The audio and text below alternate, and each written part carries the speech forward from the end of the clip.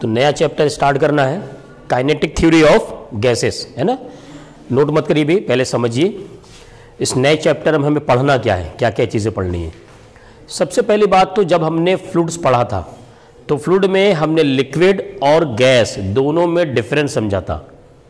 Liquid और gas दोनों में डिफरेंस होता है। जो कॉमन प्रॉपर्टीज फ्लूइड की होती हैं वो तो दोनों में सेम पाई जाएंगी, लेकिन कुछ प्रॉपर्टी ऐसी होती हैं जो गैस में तो होती हैं लेकिन फ्लूइड में, लिक्विड में नहीं होती। जैसे लिक्विड इनकम्प्रेसिबल है, यानी कंप्रेस करके उसके वॉल्यूम को नहीं बदला जाता, लेकिन गैस क्या होता है, आइडियल गैस वो कंप्रेसिबल होती है। हम क्या करेंगे, जब हम प्रेशर अप्लाई करेंगे तो उसका वॉल्यूम चेंज होगा। इसलिए क्या करते हैं, हम कई सारी गैसेस को कंप्रेस करके किसी न किसी सिलेंडर में कई बार फिल करते हैं और फिर उसे धीरे धीरे धीरे धीरे क्या करते हैं, यूटिलाइज करते हैं, है ना। तो ये सबसे बड़ा डिफरेंस है। बाकी जो कॉमन प्रॉपर्टीज हैं कि क्या होगा, अगर हम लोग शेयर फोर्स लगाएं तो क्या होगा, उसमें शेयर स्ट्रेस डेवलप नहीं होगा, वो डिफॉर्म हो जाएंगी। किसी बर्तन में रखें, किसी पॉट में रखें तो उसका शेप को एब्जॉर्ब कर लेते हैं, उसका शेप ही क्या करते हैं, वो उसी फॉर्म में ढल जाती हैं, है ना, वो उसमें ट्रांसफर हो जाती है। तो ये कॉमन प्रॉपर्टीज हुई। अब गैसेस में क्या पढ़ना है हमें, देखिए गैसेस में पढ़नी है काइनेटिक थ्योरी, यानी उनके मॉलिक्यूल्स का क्या अरेंजमेंट होता है, उनके मॉलिक्यूल्स किस तरीके से बिहेव करते हैं, उनकी एनर्जी किस तरीके से बदलती है। इन चीज़ों को पढ़ने के पहले हमें क्या करना पड़ेगा, ये जो 3 पैरामीटर्स हैं, प्रेशर, वॉल्यूम और टेम्परेचर, इन तीनों के बारे में पढ़ना पड़ेगा कि आखिर ये 3 कैसे वेरी करते हैं। क्योंकि हम लोग थर्मोडायनामिक्स में पढ़ चुके हैं कि ये 3 ही किसी प्रोसेस को डिफाइन करते हैं, उसकी स्टेट को डिफाइन करते हैं, है ना। तो हमें क्या करना चाहिए, हमें प्रेशर, टेम्परेचर और वॉल्यूम के बारे में पढ़ना चाहिए। अब इनके बारे में हमें ऑलरेडी यहाँ पर लॉ हमारे पास है, 3 लॉ सबसे फेमस है। उसमें सबसे पहला लॉ है वो है बॉयल्स लॉ। बॉयल्स ने तीनों जो पैरामीटर्स हैं, प्रेशर, वॉल्यूम और टेम्परेचर, इसमें एक लॉ दिया। उन्होंने कहा कि अगर किसी गैस का टेम्परेचर कांस्टेंट कर दिया जाए, उन्होंने पहला एक पैरामीटर फिक्स कर दिया। अब उन्होंने कहा कि अगर उसका प्रेशर इंक्रीज करेंगे तो उसका वॉल्यूम डिक्रीज होगा, यानी pressure is inversely proportional to volume. Simple सी बात है। तो उन्होंने कह दिया pressure is inversely proportional to volume. Pressure increase करेंगे तो वॉल्यूम डिक्रीज होगा, प्रेशर डिक्रीज करेंगे तो वॉल्यूम इंक्रीज होगा। कब, कंडीशन क्या है, एट रिमेन्स टेम्परेचर कांस्टेंट रखा गया, टी को कांस्टेंट रखा गया। अब यहां से क्या होता है कि जब हम इसको क्रॉस मल्टीप्लाई करेंगे, और चाहे प्रोपोर्शनल साइन हटाएंगे तो कांस्टेंट आएगा, और क्रॉस मल्टीप्लाई करेंगे यानी प्रेशर इनटू वॉल्यूम, ये जब भी मल्टीप्लिकेशन होगा तो इसका जो रिजल्ट आएगा वो एक कांस्टेंट बना रहेगा। इस तरीके से ये बात भी कही गई कि अगर कोई गैस एक पोजीशन में थी, हमने इसके प्रेशर को चेंज किया, इसका वॉल्यूम भी चेंज हुआ होगा, जितना भी चेंज हुआ, चेंज होने के बाद ये किसी दूसरी स्टेट में पहुंची, तो पहले स्टेट में और दूसरी स्टेट में क्या कॉमन होगा, इनका प्रेशर इनटू वॉल्यूम का मल्टीप्लिकेशन क्या होगा, हमेशा सेम रहेगा। बात समझ में आई। हमने क्या किया, मान लीजिए किसी कंटेनर में गैस लिया और उसको सिलेंडर से, पिस्टन से प्रेस कर दिया, तो जब प्रेस करेंगे तो क्या हुआ, उसका वॉल्यूम डिक्रीज हो गया, लेकिन कब, टेम्परेचर कांस्टेंट रखना है। अब उस कंडीशन में जो पहली इनिशियल कंडीशन थी गैस की और जो फाइनल कंडीशन है गैस की, इन दोनों कंडीशन में क्या चीज कॉमन आएंगी, अकॉर्डिंग टू बॉयल्स लॉ। इन्होंने कहा कि प्रेशर और वॉल्यूम का मल्टीप्लिकेशन जो आएगा वो हमेशा इसका कांस्टेंट बना रहेगा, यानी P1 V1 is equal to P2 V2। Clear. अब यहां पर ग्राफ कई बार एग्जाम में पूछा जाता है कि ये ग्राफ किस लॉ को रिप्रेजेंट करता है। तो एक्चुअल में इन्होंने P और V के बीच में ग्राफ दिया था, T कांस्टेंट, तो ये इस तरीके से ग्राफ प्लॉट किया जाएगा। और अगर ग्राफ कहीं 1/V के बीच में है, ये यहां देखिए नई तरीके से पूछा जाता है कि अगर P और 1/V के बीच में है तो क्या होगा, वो लीनियरली स्ट्रेट लाइन होगा पूरी तरीके से at T is equal to constant पर। तो इसको आइडेंटिफाई करना आपको आना चाहिए, सीखना चाहिए। अब ये तो बहुत इजी लॉ था। उसके बाद जो दूसरा लॉ है वो है चार्ल्स लॉ। चार्ल्स लॉ हम लोग अक्सर पढ़ते हैं, V is directly proportional to T, अक्सर पढ़ लेते हैं, वो नहीं है। चार्ल्स लॉ क्या करता है, चार्ल्स लॉ बेसिक ये है, इससे हम लोग इसको डिराइव करके V is directly proportional to T पे लेके जाते हैं। समझ गए। इनका लॉ क्या है, क्या कहते हैं, it states that if the pressure remains constant, इन्होंने P को, प्रेशर को कांस्टेंट कर दिया और अब क्या कर रहे हैं, वॉल्यूम चेंज कर रहे हैं। Then the volume of a given mass of a gas increases और डिक्रीजेस। अगर प्रेशर कांस्टेंट रहे तो उसका वॉल्यूम इंक्रीज या डिक्रीज करेगा, कितना, बाई 1/273.15। जैसे होता ना कि 2 गुना कर देना, 3 गुना करना, है ना, ये तो क्या है, ये इसका मल्टीपल कर दिया गया। ठीक है, कब कितना मल्टीपल होगा, अगर उसका टेम्परेचर 0 डिग्री से 1 डिग्री पर पहुंचा दिया जाए। अगर उसका टेम्परेचर मान लीजिए पहले 0 डिग्री था और अब हमने क्या किया, उसको इंक्रीज करके 1 डिग्री कर दिया गया, तो उसके वॉल्यूम में कितना चेंज आएगा, इंटू 1/273.15। बात समझ में आ गई होगी। यानी वॉल्यूम अगर उसका पहले क्या था, अगर उसका वॉल्यूम पहले V0 था एट 0 डिग्री पर, तो ये तो वॉल्यूम था ही था, अब उसका वॉल्यूम में क्या होगा, चेंज होगा। अगर टेम्परेचर इंक्रीज कर रहे हैं तो चेंज पॉजिटिव होगा, यानी इंक्रीज करेगा वॉल्यूम, और अगर टेम्परेचर डिक्रीज कर रहे हैं तो वॉल्यूम में क्या करेगा, डिक्रीज करेगा। लेकिन उन्होंने अमाउंट बताया, कितना करेगा कि 1/273.15, यहां 1 है। बात समझ में आ गई भाई, जितना पहले था उतना तो रहेगा ही रहेगा, साथ में ये चेंज हो जाएगा इतना। क्लियर। अब यहां पर हम लोग क्या कर सकते हैं, अगर मैं V0 कॉमन ले लूं तो यहां आ जाएगा 1 + 1/273.15। क्लियर। ये कब है, ये 1 डिग्री पर। मैं कहूं कि वॉल्यूम एट 2 डिग्री, अब अगर 2 डिग्री का चेंज हो तो वॉल्यूम V2 हो जाएगा ना, यहां V0 तो रहेगा ही रहेगा, 1 प्लस यहां क्या आएगा 2/273.15। क्या सही है भाई, इसके मल्टीप्लिकेशन में ही तो बढ़ रहा है, 1 गुना, 2 गुना, 3 गुना, 4 गुना, 4 से मल्टीपल, 5 से मल्टीपल, 6 मल्टीपल। अगर मैं कहूं कि वॉल्यूम एट 3 डिग्री तो क्या हो जाएगा, V3 = V0 1 + 273.15। सही है। क्या हम इसको ऐसे बदल सकते हैं कि volume at T degree centigrade, तो क्या फॉर्मूला बन जाएगा, VT = V0 1 + T/273.15। समझ में आ रहा है ना। ये वॉल्यूम कौन सा है, एट 0 डिग्री सेंटीग्रेड पर, ये वॉल्यूम कौन सा है, एट T डिग्री सेंटीग्रेड पर, और अभी हमने यूनिट क्या लिया है टेम्परेचर का, डिग्री सेंटीग्रेड सेल्सियस में। ठीक है।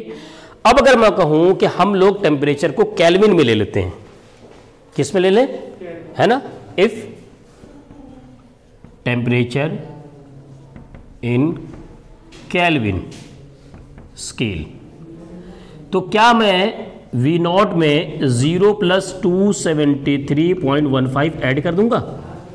हम लोग 273 ऐड करते हैं, लेकिन एग्जैक्ट होता है 273.15।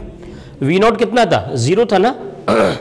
अब अगर केल्विन में चेंज करना है तो क्या होता है, ऐड कर देना चाहिए, तो यहां आ जाएगा 273.15। VT कितना हो जाएगा बताइए जरा, T + 273.15। सही है।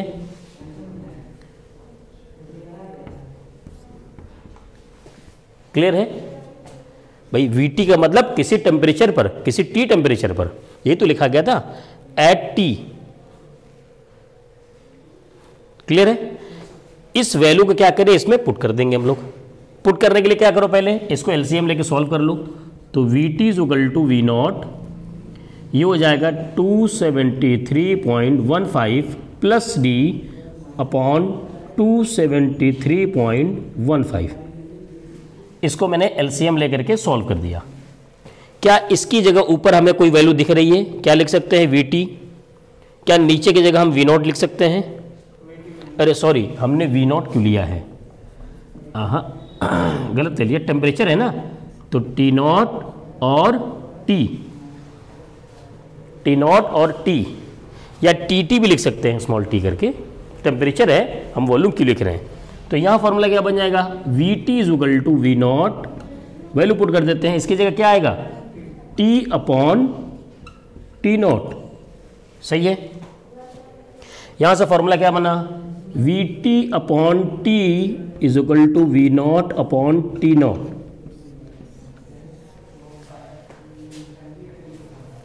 We T is equal to क्या, वी टी क्या है, वॉल्यूम एट टेम्परेचर टी, ये क्या है टेम्परेचर टी पर, टेम्परेचर किसमें, केल्विन में। वी नॉट क्या है, volume at 0 degree, T naught temperature at 0 degree Kelvin में, यही तो है। इसका मतलब V1 upon V2 is equal to V1 upon T1 is equal to V2 upon T2, यही तो हुआ। इसका मतलब क्या हुआ, इसको हम लिख सकते हैं कि V by T is equal to constant. क्या ये इसको फॉलो नहीं करता, V is directly proportional to T। तो डायरेक्ट फॉर्मूला आपको सिखाया जाता है कि V is directly proportional to T, ये लॉ है चार्ल्स लॉ नहीं। चार्ल्स लॉ ने ये कहा था, इससे हम लोग जब केल्विन में लेके पहुंचते हैं तो ये फॉर्मूला आता है। क्लियर बात समझ में आ गया होगा। तो स्टेटमेंट ये भी लिखा सकता है चार्ल्स में, it states that if pressure is constant then volume of a gas is directly proportional to absolute temperature of the gas, ये उसका डेफिनेशन होगा। तो दोनों तरीके से स्टेटमेंट आपको मिलेगा, एक स्टेटमेंट ये भी मिलेगा, दूसरा स्टेटमेंट ये वाला मिलेगा। इफ कि किस पर है, at P is equal to constant, at P is equal to constant, यानी it states that, Charles law states that if pressure is constant then volume of gas is directly proportional to absolute temperature of gas. Clear, note कीजिए इसको आप।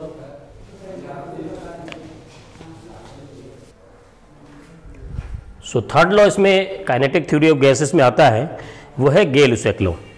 जैसे हम लोगों ने Charles law को समझा था, सेम उसी पर बेस्ड इन्होंने गेल-लुसैक लॉ दिया, बस इन्होंने पैरामीटर्स को चेंज किया। पहला पैरामीटर उन्होंने जो चेंज किया वो है कांस्टेंट वाली चीज़।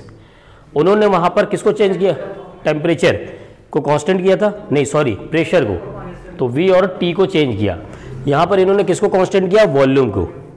तो जाहिर सी बात है इन्होंने वॉल्यूम को कांस्टेंट करते ही प्रेशर और टेम्परेचर में रिलेशन दिया। अब इन्होंने कहा कि जब वॉल्यूम कांस्टेंट होगा तब क्या क्या, the pressure of a given mass of a gas increases और डिक्रीजेज, उस वक्त उसका प्रेशर इंक्रीज करेगा या डिक्रीज करेगा। कब, जब 0 डिग्री से लेकर 1 डिग्री तक क्या किया जाए, इंक्रीज या डिक्रीज किया जाए उसका टेम्परेचर, तो कितना चेंज होगा प्रेशर में, वही 1/273.15। तो उससे ये रिलेशन आया। अब देखिए इस रिलेशन को मैंने उससे डायरेक्ट लिखा, मैंने उसको लिखा था 1 डिग्री पर, 2 डिग्री पर, 3 डिग्री पर, उसके बाद आता है T डिग्री पर। तो आप डायरेक्ट कर लेंगे यहाँ से। जब यहाँ से रिलेशन फाइंड करेंगे तो क्या हो जाएगा भाई, यहाँ से हो जाएगा PT is equal to P naught, और यहाँ पर 273 LCM ले लेंगे, तो 273.15 प्लस T, इसके जगह क्या आएगा, कैपिटल T, और यहाँ क्या आएगा T नॉट ना, तो PT is equal to P naught, यहाँ हो गया capital T upon T naught. आप इसको स्मॉल t करके ऐसे भी लिख सकते हैं, क्योंकि टेम्परेचर एट मतलब टेम्परेचर की बात की जा रही है ना। तो ये T हो गया। यहाँ से देखिए PT upon T is equal to P naught upon T naught. यहाँ से रिलेशन हमारे पास आ गया P by T is equal to constant, यानी P is directly proportional to T। कब है, at V is equal to constant पर।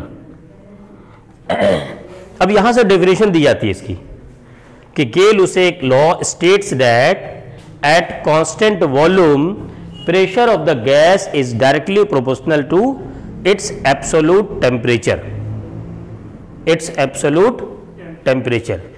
अच्छा एक चीज और, इसको आप ना फील भी कर सकते हैं। कैसे फील करेंगे भाई, किसी कंटेनर में आप क्या करिए, गैस को भर दीजिए। क्या किया, गैस को भर दिया और चारों दरवाजे, 6 दरवाजे बंद कर दीजिए, ये चारों और ऊपर से भी नीचे से भी इस कमरे में बंद कर दिया। तो अब अगर चारों हमने 6 के 6 वॉल फिक्स कर दिए, डायरेक्शन फिक्स कर दिए, इसका मतलब क्या है कि वॉल्यूम चेंज नहीं हो सकता, तभी तो इसको लगा रहे हैं, वॉल्यूम कांस्टेंट करना। जैसे आपने क्या किया, एक कंटेनर लिया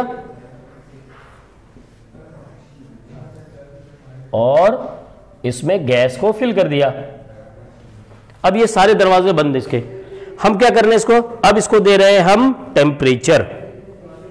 क्या दे रहे हैं, टेम्परेचर। जब इसको टेम्परेचर देंगे तो इसका प्रेशर बढ़ेगा, या उल्टा आइए इसका प्रेशर बढ़ाइए, क्या करिए, प्रेशर बढ़ाइए, कंप्रेस कीजिए।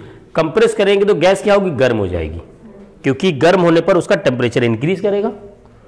समझ गए? तो आप इसको क्या कर सकते हैं, प्रैक्टिकली फील भी कर सकते हैं कि ये चीज़, ये लॉ लागू भी होता है, एप्लीकेबल भी होता है। ठीक है, चलिए नोट कर लीजिए, फिर आगे बढ़ते हैं।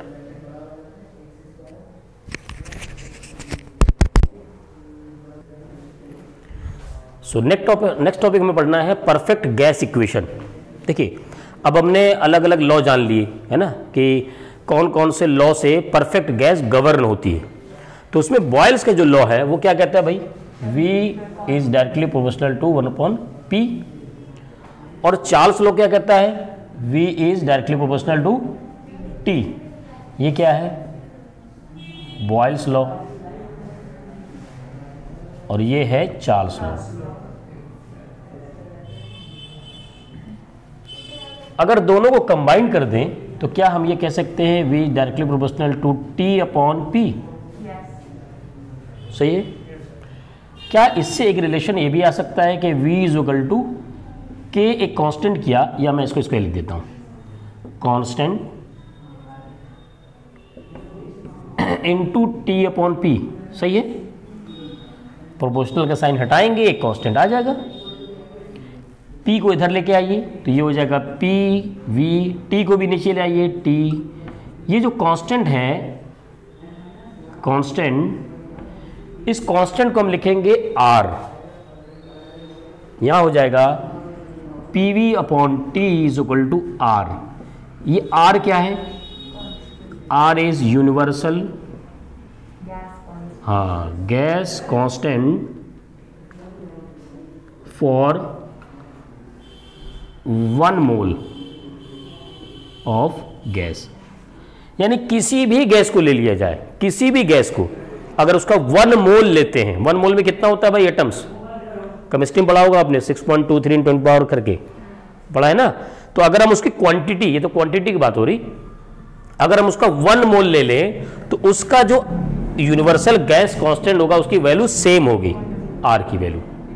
अच्छा, अब अगर n नंबर ऑफ मोल्स हो जाए, क्या करें, n नंबर ऑफ मोल्स, है ना। चलो ये, हाँ, if gas has n number of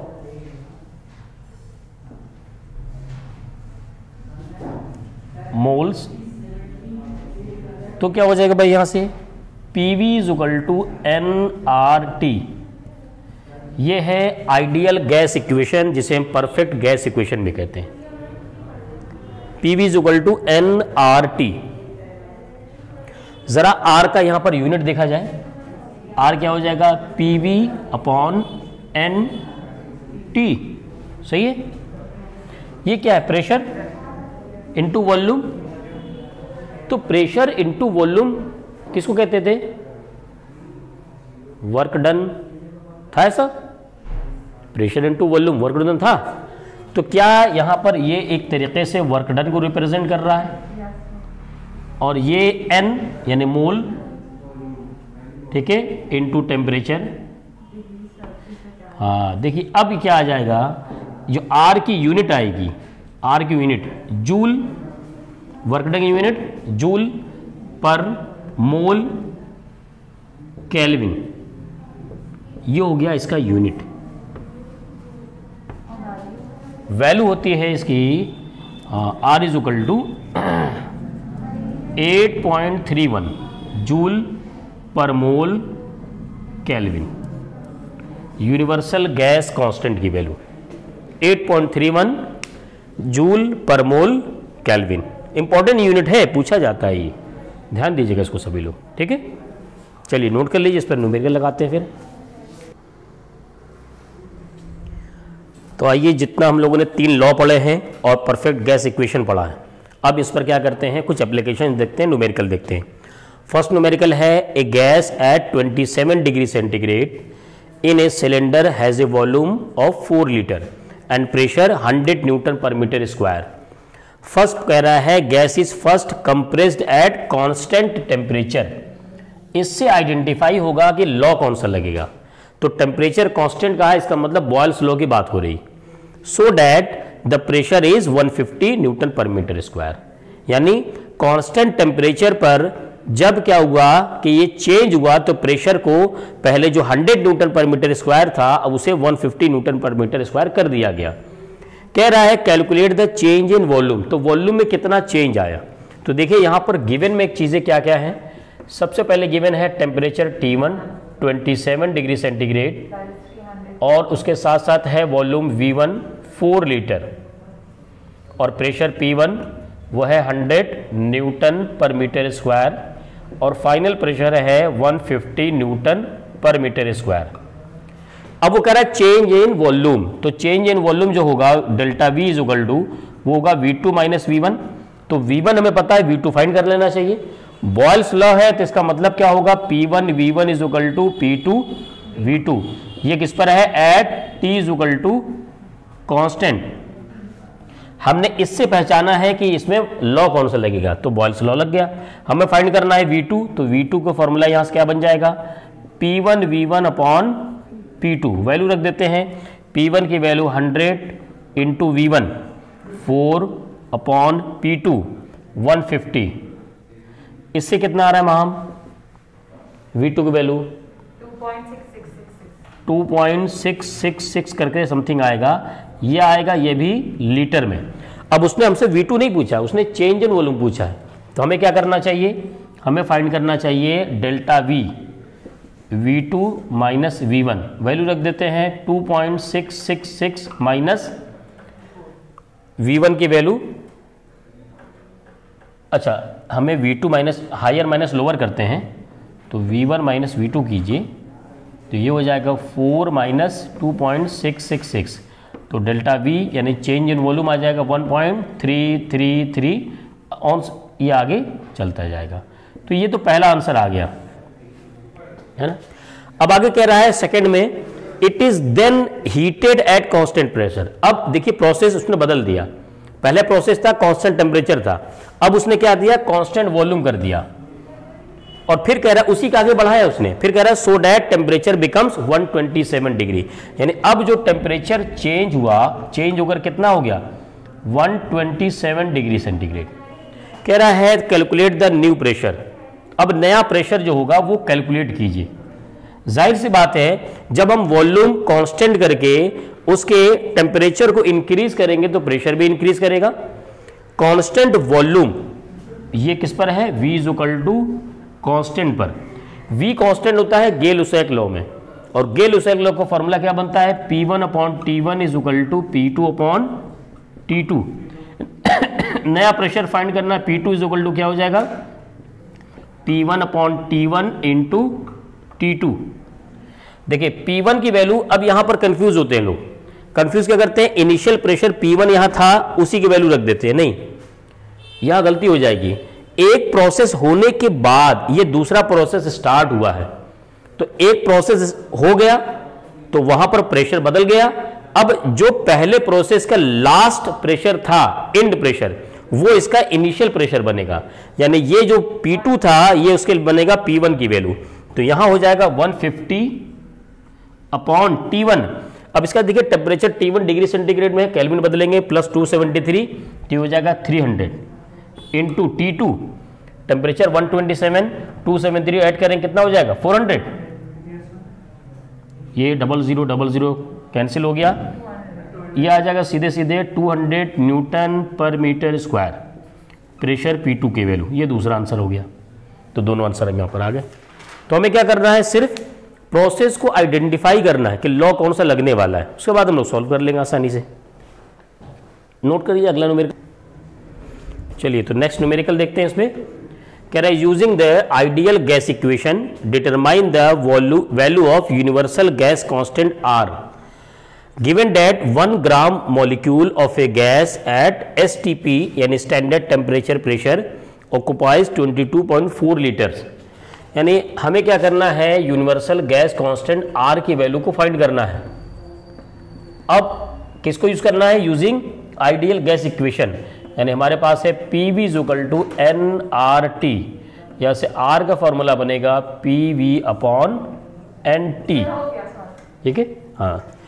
अब यहाँ पर देखिए आइडियल प्रेशर STP पे कह रहा है ना, तो STP पे देखा जाए तो जो प्रेशर होता है वो होता है 1 एटमॉस्फेरिक यानी 1.013 × 10⁵ पास्कल, और टेम्परेचर अगर केल्विन में रखा जाएगा तो वो हो जाएगा सीधे सीधे 273 केल्विन। तो प्रेशर और टेम्परेचर भी आ गया। वॉल्यूम यहाँ पर गिवन है कितना है, 22.4 लीटर। ये हो जाएगा 22.4 × 10⁻³ मीटर क्यूब। और n की वैल्यू 1 ग्राम मॉलिक्यूल है तो इसे 1 ले लेंगे सिंपल से। तो यहाँ आ जाएगा R = P की value 1.013 × 10⁵ into volume 22.4 × 10⁻³ upon n की वैल्यू 1 और T है 273 केल्विन। इसको सॉल्व करेंगे तो यही आंसर आएगा 8.31 जूल पर मोल केल्विन। ये होगा इसका आंसर। ये ऐसे क्वेश्चन आते हैं बोर्ड में, तो आते हैं ना, बोर्ड में मतलब जो स्कूल के एग्जाम्स हैं उसमें अक्सर पूछे जाते हैं। और दूसरी बात ये है कि ये जो वैल्यूज ली गई है ना, गिवन वैल्यूज, ये बड़े इंपॉर्टेंट हैं।